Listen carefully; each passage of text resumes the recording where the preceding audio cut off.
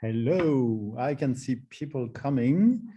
So while you're coming, I just would like to welcome everyone for this second live session. It's called Playful Learning Experiences and Visual Impairment. So first of all, we would like to wish you all the best for 2022.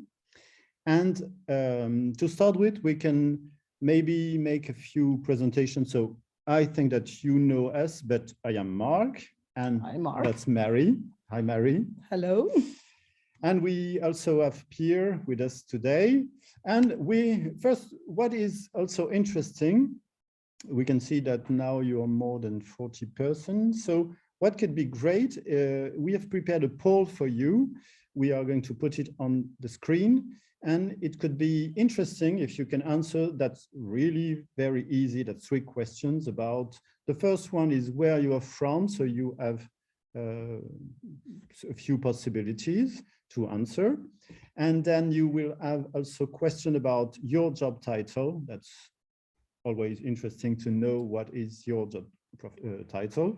And finally, if you are or have been attending our online course, because we know that some of you are attending the course and others don't, and that's always interesting to know.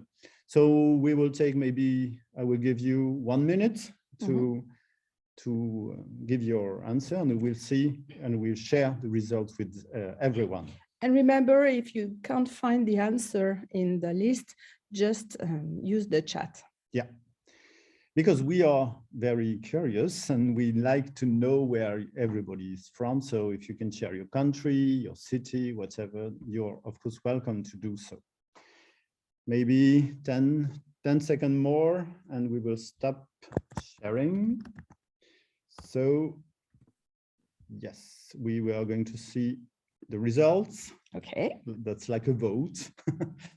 So for the poll, we have 41% of persons coming from North America. We have 59 from Europe. That's a mix of European and North American people. Welcome. And what profession? You are 53% to be teacher of student with visual impairment, 3% of mainstream teachers, 22% of teaching assistant. We have low vision specialists, 6%. We have orientation and mobility specialists for 16%, occupational therapists, 3%. And you know that Mary loves when occupational therapists are here because she is an occupational therapist. And other, 16%. So what does other mean? If you can put the information in the chat. I can see that someone has already shared that she's from Scotland, Glasgow, and she's teaching assistant. So yeah, that's really interesting. Really don't hesitate to use the chat. Either, that's a he, not a she, sorry. And just to be sure that what we try to do, I'm going to just moderate the session so that Mary and Pierre, who is going to present himself. So maybe just a last information about where you attending or have you attended the MOOC. You are 44% say yes, 31% to say no, and 25% to say no, but I plan to do so. So of course you are welcome to do so. So maybe I think that we are ready to start. So we can maybe introduce Pierre Avgard. So he's a senior facilitation specialist at the Lego Foundation, but maybe that's better, Pierre, if you present shortly yourself. Yes. Hi, Mark and Marie, and hi, everyone. And thank you for having me. As Mark said, I'm Pierre. I work in the Lego Foundation in our facilitation team. I'm originally an educator myself, spent 10 years in middle school before joining the foundation and taking some further education on. So I've taught a lot and are teaching a lot still within the foundation. I've never taught children that are visually impaired. So I would say meeting Mark and Marie 2-3 years ago and going on to this journey has been amazing for me, and really a mind expanding experience, because there are so many other exciting things that you need to think of as an educator in this field and this space. So been doing the MOOC, been working with Mark and Marie for a few years on this, and this is super exciting. So Per, LEGO Foundation, educator, happy to be here. Okay. Always happy Thank here. you. So maybe we can start. I suggest we start playing a game, an activity, and then we will ask Pierre to give his insight about this activity. Ready? Yeah. So that's an easy activity, and that's called battle. So for this activity, that's like in a recipe. You need. Ooh, we disappeared. Yeah, you need a base plate. So we need one. We're going to play. Yeah, you need a number sign brick to indicate that we are going to deal with numbers and not with letters, because we will need also to have 12 bricks, but 12 number bricks. Randomly, we don't care what number are there. We just have to have 6 bricks each. So I pick 6. You take 6 of them, and I take the 6 other ones. I'm not checking, so I'm I not hope so. looking. 1, 2, 3, 4, 5, and 6. And I make a pile of them. Yeah, so we have 6 each, and we are making a tower with our bricks. So it shouldn't be difficult, but it is sometimes. Okay, so I have my tower and you have yours. Okay, maybe on Mine your disappears. shirt. Yeah, here. Okay, so to start the game, we just have to take the first brick on top of your tower, to put it on the base plate and to tell me what number is it. So what is your first number? So we have it here. My first number is 3. So you put it on the base plate, and I take mine, and that's 0. So the one with the highest number win. I win. Them all, the 2 bricks, and you have to make your tower grow. You have to take all your tower and put underneath the 2 bricks you win. Great. So now I have an 8 bricks tower. Okay, so now that's my turn, we can say. So that's number 6. Oh, I have 2. Okay, so I take them all. Your turn. I have 4. Okay. I'm waiting for you to put them. Okay. Oh, I have 3. Oh. Yes. Oops. So you win. Then. I'm sure I'm gonna win. I have 8. And I have 9. No. No, I have 5. That's. So maybe you know this game because you can play with cards, and it's called, it depends on the country you live, but sometimes it's called War. And it's endless. You know that we can play for maybe 45 minutes, but we won't do that. We can now maybe ask Pierre to say what characteristic in this activity you have seen and indicates that it is a playful learning activity experience. It's an amazing question, Mark, and actually is one that we get, I would say, a lot. How do we know if something is learning through play or not? Were you playing? Were you playful, or were you not? And everyone watching here, you could consider this with us, kind of. Were they actually playing, or were they not playing? Or were they playful? That's like, there's a difference between the activity to play and the state of mind to become playful. And I would say, looking at you guys, that was a joy in itself, kind of, because there were some of the play characteristics, of which we have 5, I'll mention them in a bit, that was really, really evident, I would say, inside the game that you were playing.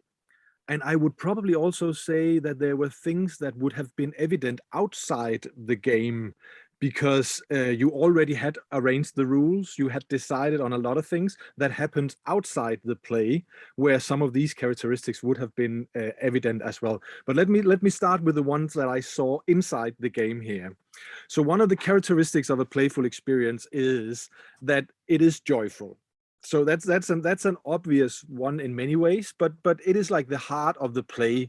So when you enjoy what you're doing, it is joyful to you. It's not just only like a ha ha ha having fun joyful, it's actually enjoying it. And you guys, you kind of seemed like you really got into it and you enjoyed it like that. One of the other 5 is socially interactive, which is also like all over the place with you two, interacting with each other, really having to relate to each other's bricks and to each other. So you cannot just do this like by yourself, but you have to relate to the other and listen to the other and maybe even correct the other if he or she had an error or like that. So that's also like all over the place. And the third one that I believe that I saw here is meaningful. Because when something is meaningful to us, we have a tendency of, I would say, staying on task. We are able to focus for a longer time. We just get immersed much deeper into things when it is meaningful to us. Competition is like a dual-edged sword, you could say, that it works for some and it's a turn off for others. But it seemed like that you had like a really good spirit and it was okay and you were not teasing each other like that. And for many, it is actually something that is really creating some meaningfulness to it, that you are competing.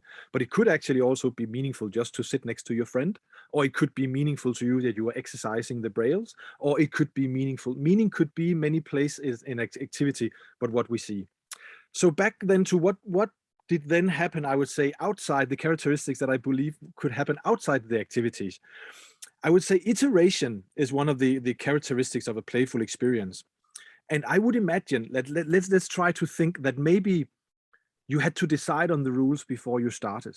Maybe you had to talk a little bit about, no, you have too many, I have too little, or you have to remind each other. Maybe you try out a little bit and then you stop and you kind of say, no, that's not fun. Could we do it like this instead? And then you have iterated and you have made changes in itself. Maybe you were inventing the game actually yourself and you tried out different versions of it and you would be iterating. That's highly a thing that is really strong for us to become playful when we are allowed to iterate our way into things. And lastly, to be actively engaged in something is also about making decisions and making choices, which is something, again, I would say would sit easily when we decide what should we play today. Hey, should we play war or what battle? Sorry, should we play it when it's a card game here in Denmark? We call it war. Yeah. Or should we go play something else or something thirdly? Then we are actually making an active decision towards what's actually happening, and we are the player. We are not just following someone else who has decided it. So those are the 5 characteristics. And I was saying what we saw here, the 3 of them inside the play was very evident. And I'm quite sure that the 2 others, they have been there if we had seen you preparing for this or getting ready for all of this. I'm just going to repeat them really fast. So joyful, socially interactive, meaningful, actively engaging, and iterative are the characteristics that we oftentimes would be looking for to see whether or not a student can become playful in a certain activity. And that's where we wanted to go with this live session, because are we sure that we have the same indicators for this characteristic when we talk about a student or a child with visual impairment? Do we observe the same things? Is there some particularities? And we know for sure that there are. So please interact with us, add in the chat anything you want to tell us about your experience, because you have a lot, we're sure. And we wanted to start, yes, with some example just to go on with that kind of exercise. And I was thinking of one time we tried a new activity with Mark that we called Turtle and Lizard. So the game was ready on the table and we asked the child to start and he did nothing. So that was one major indicator. What was happening here? So just to explain the activity, he has a base plate in front of him, a bucket full of sand and a bowl full of water.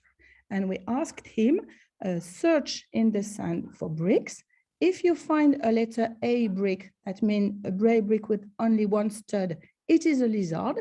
So you have to take it and place it on the base plate. That's his home. And if it's a classic bricks with a lot of studs, then it's a turtle. So feel free to take the turtle and place it in the water because it's a water turtle. So he had all that explanation like a sighted child also, and he did nothing. And that leads us to how you have to adapt and to set the stage for that specific child, because he was in fact afraid of sand and water. So we had to take a long moment to explain and to make him feel a little bit of sand, a little bit of water, and just pay attention and spend a moment, in fact, to prepare the activity. Yes. Oh, I disappeared. So really, the beginning can be long, take time, and we need to prepare them. We need to be sure that they understand the specifics of the play of the activity, the characteristic, who is involved, what is involved, and what each participant will be doing. So that was one of the beginning characteristics, and maybe we can start looking at the video. You will see, so it's a French one. So he is just sitting at the table in front of the big blue bucket full of sand, and he already started to sort the bricks between the classic and the Lego bricks, and he is attaching a braille brick, a letter A braille brick to the base plate with a lot of sand, and we can see quite a big smile on his face while he's doing that. And at the right hand, he has that base plate, and left hand, a bowl full of water. So he's looking for it. And just listening to what he says in French, yeah, he explains that putting the turtle in the water will help wash it. And then other lizards are going to the base plate. And now we can really see that he's comfortable with touching the sand and touching the bricks, and there are sand everywhere and water also. Okay. I'm gonna stop sharing.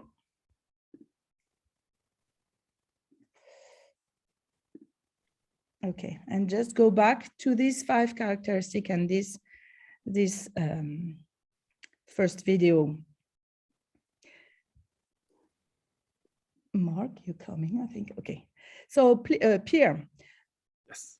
I'm sure you agree that this activity was meaningful when he understood that putting the turtle in the water will wash them. He knows what water is, what a turtle is, and he understood also many different aspects and different steps. In fact, it's a complex activity, I think. And maybe just first, maybe we have a question in the chat, and someone asking what kind of brick represented the lizards and then the turtles.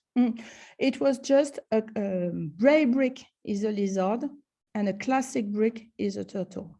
And what is a classic brick? Oh, classic brick. It's a regular Lego brick with all the studs. So we chose the same size. That means a 2x4 studs brick. And they were the same color because this smart little guy, he can see a little bit colors. So we didn't want it to be helpful to him to sort the bricks. So they were both red. Yes. Thank you for showing us this video, Marie. And thank you for the questions, Susie. Please keep them coming, guys. And I would actually like to start sending out the same questions as I did before to everyone. Kind of, this student we just looked at, were he playful? Were we actually seeing someone who was being playful there or not? And please reflect on that while I'll dig into what I believe and share your thoughts in the chat. There are no right or wrong in this. It is like, of course, super subjective of what we see and what we are, but there are things that we would oftentimes be looking for in an activity. This was in many ways like a sorting activity where you are sorting bricks, and at the same time you are learning like what is what, and you are building up your tactile competencies and all of these things. But from those 5 characteristics that we talked about before, for me, I would say they were all there. they were literally all there. But I definitely saw a boy who, from what you told us, Marie, have gone from being a little bit anxious moving into the activity to really enjoying the activity. I mean, being as Sai is writing in the chat, being excited and being engaged. So it was not that he was like popping out of the activity or like starting to do things and losing attention. So there was like full attention span to it. That's a big and meaningful indicator that he has accepted their task. And he's staying on task as well. So there is, and maybe the meaning is that this is actually just fun and joyful. Maybe he really likes being with his teacher, or maybe he liked the pride of creation of when you complete something, that it's just a really nice feeling like that. So meaningful, joyful were there. He was very active, and I would say actively engaging, as one of the things that you and I, Marie, talked about, preparing for this. And he was really, I would say, making choices, also coming with suggestions to that. If I wash these, it is actually better. So he was also starting to iterate a little bit to challenge. Is it okay that I put everyone in the water, because then I would get the sand out of them, and so moving with it like that. So the socially interactive, you could say, now we, at least the ones of us who are not that strong in French, were not able to hear the dialogue between him and his teacher. That was me. What? That was me. No, that was you. Yeah. No, but of course there were interaction between that. But if it was an activity that he knew, or that he has done many times before, then maybe he would not need a social interactiveness like necessarily. But maybe he was doing it with a friend. Maybe we had turned it into a game. Maybe we could have done different things when he felt more comfortable, when he was more with all of those things. Yeah, it turned into a game, because at the end he invited a friend to help him, because he thought there was too many turtles and lizards. So yeah, that was great. And in fact, his mainstream teacher was looking at the activity and found it was surprising for her, because she thought at the beginning it was too complex, multitask for him. He had really a lot to do. Searching for the bricks, sorting them, searching in the sand, looking for the difference, sort them, and remember which one goes on the base plate, which one goes on the water, and start again. And also lots of he knew he was filmed, so he had also to behave gently, nicely, not talk too much, not move too much. So yeah, she was really impressed. Yeah, and in the chat we have a lot of comments also. So one of them says, Ismail said he liked this. A smile is the same no matter the language. So yeah, even if it was in French, everybody has understood. And Jamie says that the type of activity is excellent for our students to include peers and show them how awesome Braille is. But and just one other thing that I would like to ask you is that also we have someone that was Bridget saying that my pupils struggle to read studs with sand sticking to wet ends. And someone else says that it can be something new, and it can be very boring and annoying for a kid that cannot be involved as much. So we have positive and not negative, but yeah, and that's always something we talk about. You know, we assume that a child with visual impairment will be attracted to tactile things and will want tactile experiences because that's going to compensate the sight loss. But it's not true. We know for sure it's not true. When you're blind, most of the time, if you don't have enough experience and if people don't explain what you're going to touch and how to touch things, you can end up being really scared of new things to touch. So really that's important to explain and to present nicely, smoothly new materials. Yeah, that's really something important. Yes, Pierre. Yeah, I just want to say so many thanks for the comments in the chat. It's amazing, and thank you, Sai, for explaining what you meant here exactly. We are of course not, I would say, assessing this particular activity that we're doing here because we have so many different activities, but we're just trying to figure out how to sharpen our eye towards what does good look like in terms of a learning through play activity. And the challenging thing is that what works for student A may not necessarily work for student B, and what works for teacher A is actually not necessarily works for teacher B either. So it's something that we need to feel our way into together with our students and figure out what are these indicators that we really like to see. And I was touched by the comment about the smile that cuts across languages and cultures, which is absolutely correct, right? So when is it that we begin to get those indicators where students they kind of signal back to us that this is a good thing? Yeah. One of the things that really fast that I oftentimes when I'm out observing is looking for is time spent on task. It's quite simple, but how long can you stay focused in a task? And is that longer in this activity than it usually is in your other tasks that you usually do? Then it's a good thing. And also, if I from the first time I try to the second time I try to the third time I try, that expands, and I want to come back and do it again, then I'm ticking a lot of boxes as well. Yes, and we know that learning through play is a process. It's not a one-time shot. So maybe first time it will be just a little bit of exposure to sand and water, or just one and not the other. And second times it will be more, or you can use different textures. We have that in the chat. So if sand is too complicated, you can use Play-Doh, you can use whatever you want. So yeah, that's really a process, and you need to adapt to every student needs. So that's really great. And I was about to say the same thing about meaningful. We assume that this activity is meaningful because he understands the difference between a lizard and a turtle, but some people can say he's blind, he never saw a turtle, he never saw a lizard. How can you assume that it is meaningful? But that's our goal, to explain and to show him and to make him understand and build that mental image of a turtle. So now we know for sure that he knows a turtle can be in the water and be washed by the water. And we can take the occasion to talk about what is a lizard. How do you think it is? It's not a braille brick, but maybe we can make one out of Play-Doh. We can we can try to draw one or to build one out of Lego and so on. So yeah, exactly. We also need to build that meaningfulness with the child, and not only assume that he knows or doesn't know, and that's it.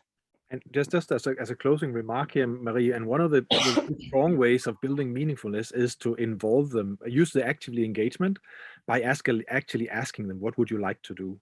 Or what would be fun? And so have them part of the design process of what's going on is giving you a head start so much towards what would they like, or maybe just give them a few options is also that you feel like you are, is it this or is it this that we're doing today, kind of, and then you could move into it. So that there are. That's exactly what we did with another little girl that day, because she was blind with a lot of other issues, and she didn't want to play the first game we offered. It was called Snake. And she started saying, no, I can't play Snake. I'm too afraid of snakes. So no way. She was 4 or 5 years old. And really, I said, okay, I understand you, because I have the same fear. I don't like snakes. So maybe we can try something. So we just explained that the goal of the game was to build on a base plate a line that can turn or be curved you know, to develop fine motor skills. So we told her, if a snake is too difficult for you, can you imagine something else? And it was close to Christmas. And she said, oh, I know. I love Christmas gardens. Yeah. So we can play Christmas garden. It was meaningful and she played the activity. Yeah. Yeah. And she gave us the idea. And maybe one question not for Pierre, but for Marie, about how can you be sure that a blind student is having the concept under the word and not just the words? You're talking about verbalism. Yeah.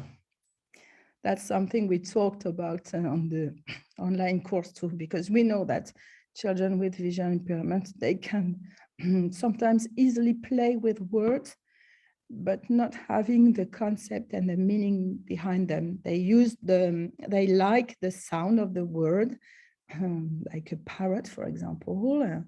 And we need to be sure that they understand what it is about and that they have a meaning for it and a mental image. And so, yeah, talk about that, explain and share experience practices with the words. Not only, it's literacy, it's not only language or words that we play with.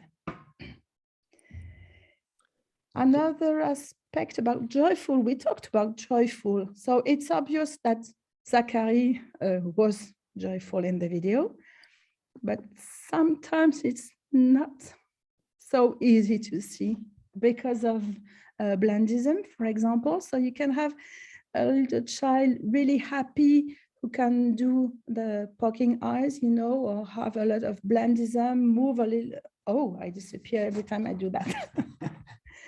Move really a lot. I'm sure you have that kind of experience with your students, so maybe you can share also with us. And what looks like joyful situation or a joyful face may not be looking like that for children with blindness. In fact, we show people what we think they want to see in our face. So if I smile, it's just to express that I am happy for you. But if I don't have that idea that you will look at me to see if I am happy or not, maybe I won't show you my joyfulness or happiness. Or I will show you something else and you like something like that. That's my way to express that I'm happy. Oh, really? Okay. Yeah. Okay. And if we want to talk about two other aspects, iterative and socially interactive, we have another nice video too. Yeah. I'm going to just prepare it. So you will see only hands. That was an activity called tic-tac-toe. It's not line already, just a few minutes. So tic-tac-toe, Mark, there's other names in different countries. In fact, yeah, tic-tac-toe is the name in the US, and it's called crosses and notes. Yes. I think notes and crosses in the UK. And morpion in French. I'm not sure anybody speaks French. Kryds og bolle in Danish. Yeah, thank you, Okay. Pierre. So we just have on the screen a base plate divided in 9 different sections to play that game. And so the dividers are made with classic bricks, and the child will play tic-tac-toe. So one play with the vertical brick, what we call a wake brick, and another with horizontal brick, sleeping brick. So they play together, and at one moment, so I'm just starting the video. At one moment, we had a lot of hands on the base plate for 2 pairs. And that was really funny because instead of playing one against another, the older one is explaining the other one how to win against him. So you can see a lot of hands. He's taking his friend's hands to explore the base plate and suggesting to remove one of the bricks and place elsewhere to be able to win in the next level. So a few more minutes. So really lots of hands, and they take pieces off and replace them again and again. So this is for us a good example of iteration and social interaction, because at the beginning they were playing one against the other, but that's not what happened at the end. And that's also a great tool to play with Lego Braille bricks, because they can do things and undo them.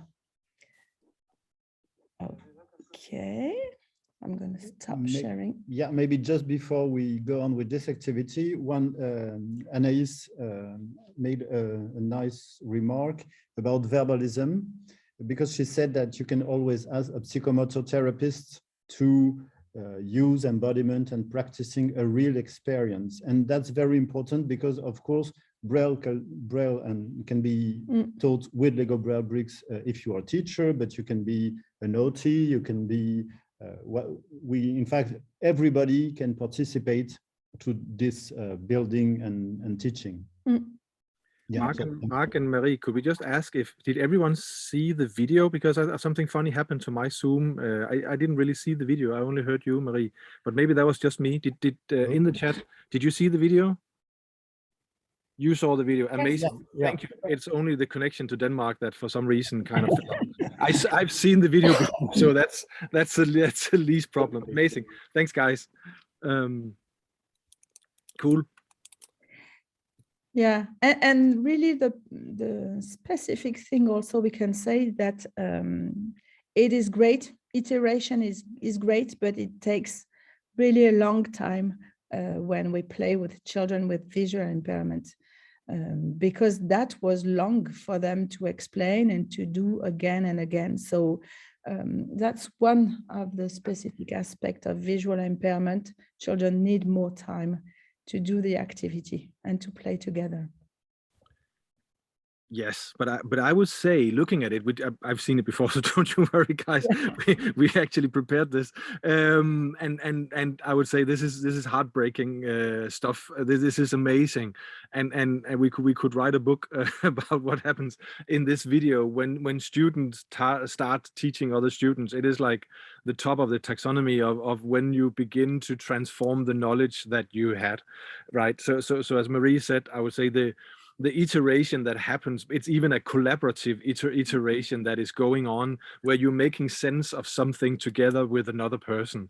And when we were preparing this and we're talking about, the difference is that if this was Marie and I who both are seeing that was doing this together, we would probably not be touching each other's hands like this.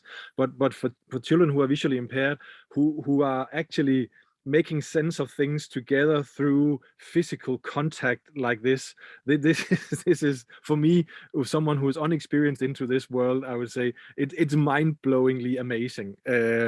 So there's no, I would say, it's evident, I would say, for me at least, where the characteristics of play is like all over in this video. Like they're socially interacting like so much. They are iterating, like trying to figure out, helping each other like this. The meaningfulness is not something that it seems like we need to pay attention to, because they've kind of accepted the game and they're doing it, and they're negotiating rules and figuring out strategies like that together, which is like the cool thing. So they are super actively engaged. They're making decisions, they're making choices, and they're doing them together. And I'm quite sure that if we could see their faces, or at least would be able to see the whole body expression, that it would be indicating to us that they are enjoying this so much. Yeah. And we have a question on the chat. Someone says, since there are plenty of space to place the brick within the square, how do they realize they've got 3 in a row? And that was really, it's a good question, because what happened is that they struggled, for some of them, to find the bricks and to see if they had 3 in a row. So we asked them, how would you improve the activity in the website called Titacto, and can you help us? So we tried several ways. We found they found one way to make some shorter and smaller compartments. Another team tried with ropes of Play-Doh. So you can easily feel the difference between the Play-Doh on the base plate and the bricks you play with. And also we had another team who came with wiki sticks, you know, that kind of small sticks made of wax. So 3 different possibilities, and they were really involved in that, helping us improve the activity and trying to adapt the rules. That was amazing for them. Yeah, and also Bridget on the chat says that all the games I've played with a group of 3 children, they always help each other to find particular bricks. So. And I'd like to throw in the comment, Marie, that you are touching upon one of the topics that we will be looking on in the next webinar that we have on the next 10th, which Mark will be promoting a little bit later on. But the role of the adult in this, and the question is amazing. How did they do XYZ? And I would say for us as facilitators to invite them into that space and give them that question back and kind of say, hey, how do we do this, guys? And have them co-create, co-design, be the player in this more than someone who is following only the instructions when they're ready to it. And that there is kind of different pathways to getting into a game like that. But that is, I would say, amazing when we do this as adults, where we take a step back and have them help us come up with the good solutions to challenges like these. Yeah, and they were so happy to help us. And someone, just maybe one last question, someone says about the positioning. Did the 2 students sit beside each other? Yeah, we had also several options there. So the youngest were close to each other like we are, like that they could hold the hands of the other, so have the same sense of exploring the base plate. And some olders were face to face, and that was more difficult and challenging for them. And really, we need to adapt to also the age, the level, and the needs of all the students. And what's really great with this playful characteristic is also the social interaction with the sighted peers. So in inclusion, it can be a great occasion for a blind child to express and to explain how he will do and the need he has to touch the hands of others, because it's a spatial game and it's not easy when you don't see. So that's really how they can invite their peers to their world, their sighted, non-sighted world, and explain, that's how I do. And like that, the other will discover how amazing they are. Because they are amazing. It's difficult to play tic-tac-toe without the help of the sight. And time flies, so maybe we can give you a few homeworks. It could be great if you can share videos with us, really short video like Marie has made, and maybe make your analyze on those videos with the 5 characteristics that Pierre has explained. And it could be great. You can either share the videos, I've put the information on the chat.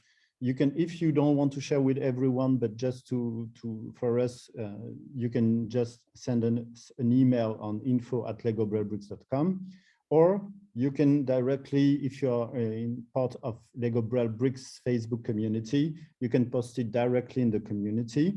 And it could really, it's really important. We know that you are using, and we can see that from your comments, that you're really active. And it could be great if you can share really short videos, 10 seconds, that's fine. And to give information and to help other practitioners to also understand that. And remember, if you don't have permission, you can just film the hands, at least that's nice to look. Yeah, Pierre? Yeah, I just want to find a comment from my side in terms of why are we doing this? Why are we picking up these videos? Why are we trying to exercise to what to look for in terms of explaining learning through play to others, to parents or to colleagues or to others? We need to sharpen our language. We need to also to sharpen our understanding of what does it look like when you are totally embodied in play. I would say many times I experience that people, it can be a little bit messy and a little bit noisy sometimes when students get engaged, and it is just much easier for us to explain why is that a good thing. than them sitting being bored in the corner doing nothing. And so that's why we try to exercise this, and together, the more different things we look at, the better we will become at pointing out to what are these good things that we like to experience. Exactly. Yeah, thank you. Yes. Yeah, so Very noisy, but they are enjoying themselves. Exactly. so we have just 1 more minute, so we can invite you, if you have enjoyed this live session as we have, maybe you can join us for next session, and Pierre will be also with us next time, and that's easy to remember. That's the 10th of each month, so that will be February the 10th. And the subject will be educators' mindset.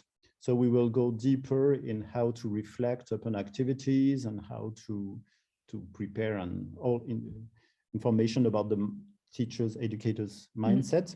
So remember that you have to register for each live session. We have a different live session every 10th of each month, except April, because it will be a Sunday, so that's why, which will be on the 11th.